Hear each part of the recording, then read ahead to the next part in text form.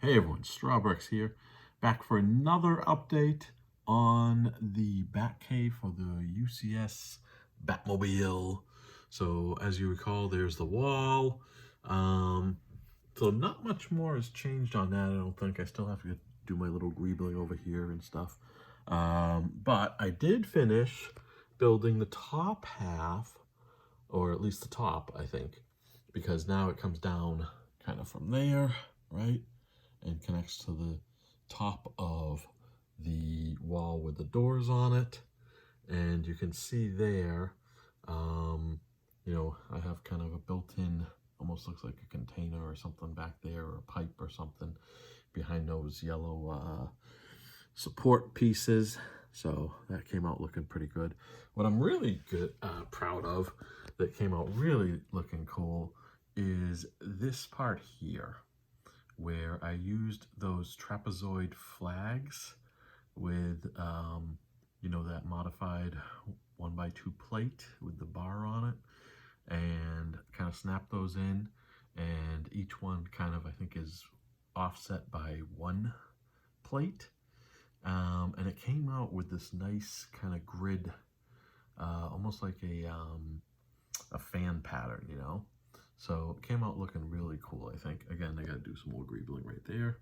But, so that was one of the updates. And I see here, look at this. It's coming apart. There we go. That was one of the updates. Another one of the updates is I worked on a platform here. And what I did is I put together something to help support it. So right now I have these 1x4 whites here and down here, kind of holding this together, because there's 3 sections to this platform, and the issue is that when you use just the Technic pins, it's not strong enough. So what I did is I came up with this kind of setup here. So it kind of mirrors the guardrails on the floating walkway from the Batwing section. So here we have kind of this edging along the platform, and I think what I'm going to do on the bottom is just a regular one by plate in black, and I think that'll be sufficient, because right now it's just this 1x6 here in this light bluish gray that's holding it together, and same over here. And I've put the Batmobile on here multiple times and taken it off, and it's supporting it fine. So I think with the added of this and the 1x plate underneath it, I think that'll be okay to help support the Batmobile and support this structure here. Yeah. So then the other thing I did is this bottom section under here, which is hard to see actually, that back wall, I built it up by one level on the front, one plate level on the front, and then I actually stuck some jumper plates, so that now this platform here actually is secured to the door structure, or that structure that's holding up the doors, which then makes this so much easier to align this platform and get it stuck and staying in place and so on and so forth. And then the other thing I did is I put a little 2x3 reverse slope under here to butt up against it.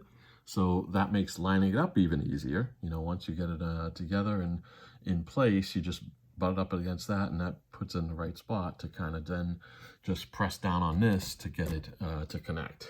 And that then helped me align these columns. So these columns here are sitting on tiles down here, okay? And they got one yellow jumper tile, 2x2 tile here at the foot of each one of them. And then in the back, it lines up with one stud.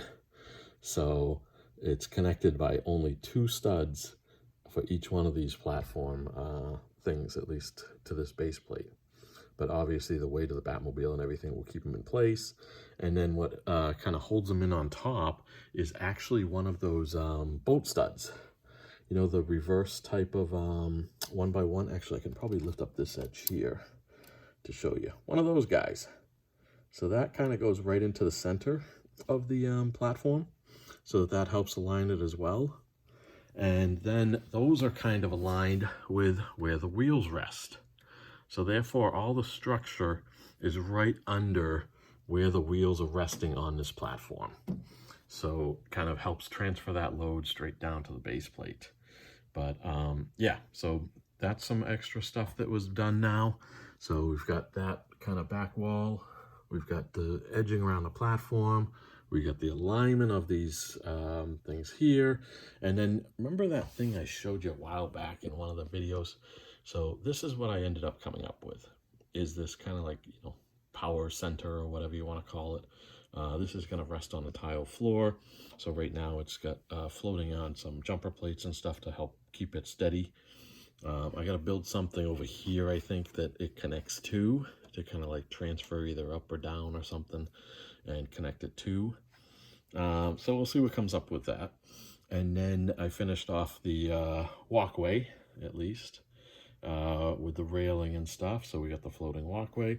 This is going to be one of those lock-in tiles. So once the two base plates are together, we place this red one with a black 1x8 at the show. We got our edging again with the both the burgundy plates on the bottom of the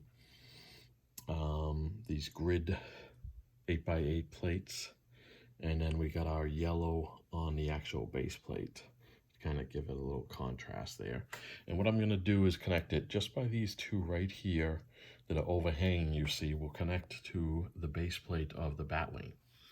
So that brings us back here, and we got this little guy built, okay?